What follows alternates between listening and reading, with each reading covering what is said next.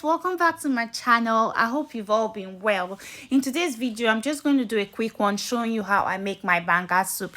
So banga soup is common with the southern part of Nigeria, the Deltans and the Bayelsans, and of course some part of Edo State they eat banga soup as well, but their recipe is quite different from the recipe of the Bayelsans and the Deltans. So banga soup is basically prepared by preference. You can either use everything all fresh or dried, or you could have a mixture of both fresh and dried. Banga soup is one of the easiest soup to make. It's very easy. The ingredients are readily available. So you can either get the raw palm fruit and express it yourself, or you get the canned one. But what I have here is the canned one. So I just had to pour it in my pot and then add water according to how much I want my soup to be. It depends on how much you want it to be. Sometimes, okay, some people they might put in a lot of water, and then after making the soup, they use native pot to make it thick.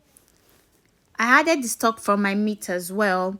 So the ingredients needed are very simple. You need your beletete, dried beletete. I don't know if there's another name for it. And then you need your dried bitter leaf. You need onions, diced onions, blended onions, salt to taste, seasonings. It could be Knorr, it could be Maggi, either of them. Grounded dried pepper.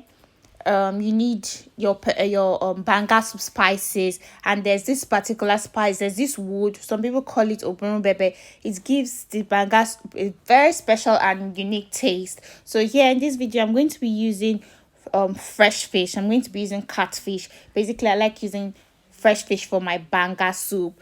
It could either be a red snapper, a tilapia, or a catfish.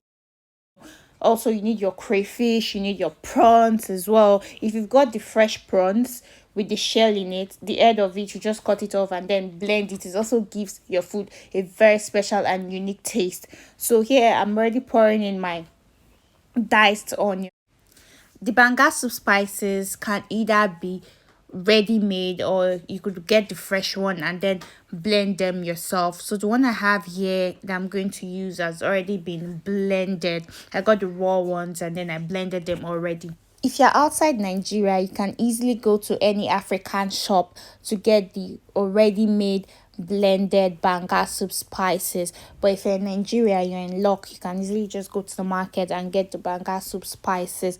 So I'm adding my shrimps. You can either use shrimps or prawns, or you can use both shrimps and prawns. It could either be fresh or dried.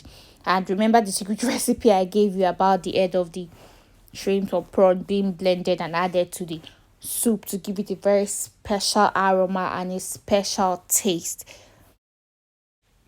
I'm adding my fresh catfish in the soup, or like I said, some people like to use both fresh and dried fish. Some people use both fresh catfish and dried catfish, but I really like my fresh catfish because when it's soaked in the soup, when you're eating it, there's this special feeling, and wow, you really want to experience it. Like, I like that feeling. I like that taste of the fish when it's really soaked in the soup, especially when you're eating with the native pot.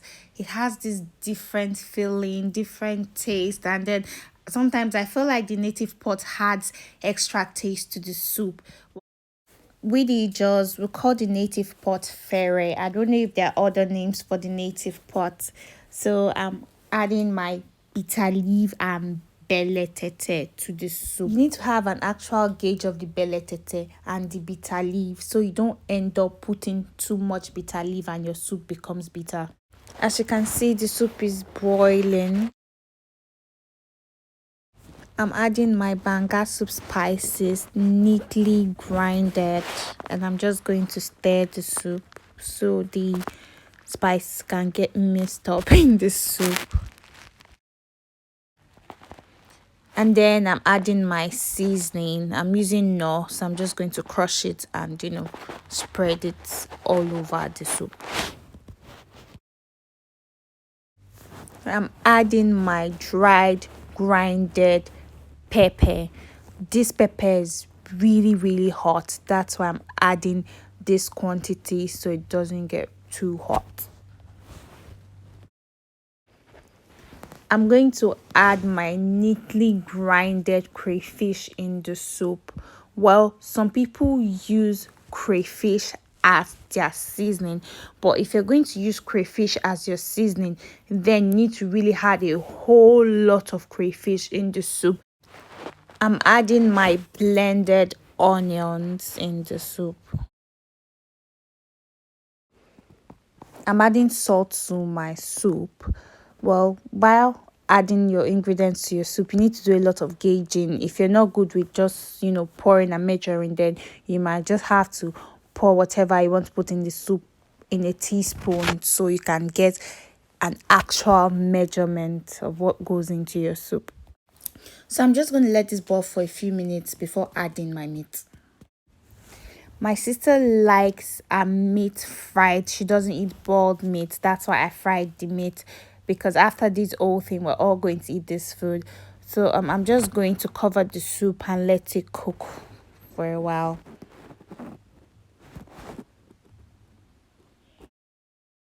The banga soup is really straightforward. There's no special way of cooking it. You can decide to put in all your spices and ingredients at once, but first off your onions, and then the bitter leaf and beletete, then every other thing follows, including your meat, your fish or whatnot. But if you don't want your fish to get scattered, if you're using a fish that could probably scatter, then you try to let it boil for a little bit before adding the fish in the soup. As you can see, our soup is boiling and it's really calling, like calling, and it's almost ready. So I'll leave it for a while and then I'm going to turn off my heater and just cover it by the side. The food is ready. Because I don't have a native pot, I just had to let the soup get thickened on the fire. So this is it. Food is ready. You can enjoy your banga soup with stash or eba or any other swallow you like. Thanks for watching, guys. If you haven't subscribed to my channel, kindly subscribe and let me know if you want to see more of my cooking. See you in my next video. Bye.